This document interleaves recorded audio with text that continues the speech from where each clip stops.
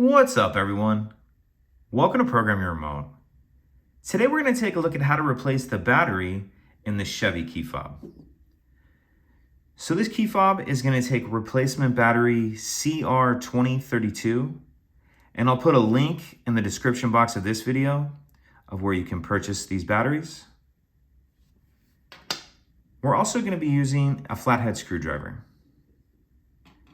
So the first thing we want to do is remove the emergency key that's in the bottom of our key fob. That's done by pressing this button here, and the key will slide out like that, and we can just set that to the side. Now, if we hold our key fob with the buttons facing down and we grab our screwdriver, we're going to stick the screwdriver in that slot that the emergency key just came out of. Stick it in there just a little bit and then pry up like that.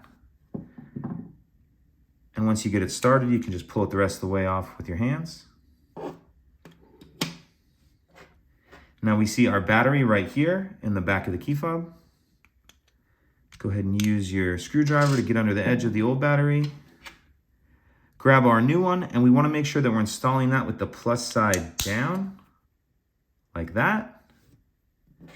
Now we can snap the two halves back together. Make sure this circuit board is seated in there properly.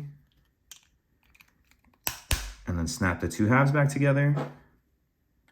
Slide our emergency key back in, and that's it. If you have any questions, please let me know.